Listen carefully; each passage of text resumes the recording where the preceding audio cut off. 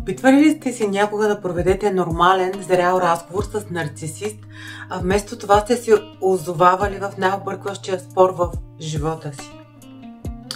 Това е умишлена тактика и тя се нарича словесна салата. Тя е част от моите карти Танцът на осложнението, последно танго с нарцисист. Това не е комуникация, това е оръжие за контрол, маскирано като разговор. Словесната салата е умишлен микс от несвързани теми, обвинения, проекции и пълни безмислици.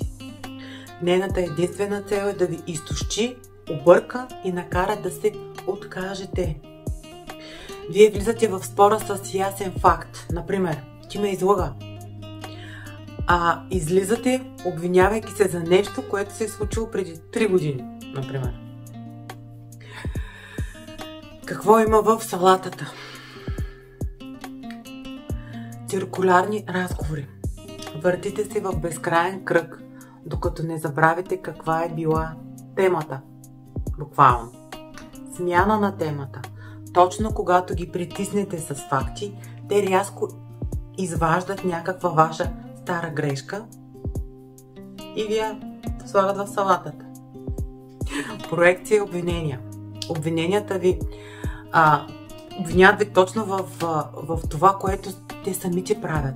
Аз ли лъжа? Ти си лъжецът. Ролята на жертва. Изведнъж те са наранените, а вие сте лошия за това, че изобщо сте повдигнали въпроса.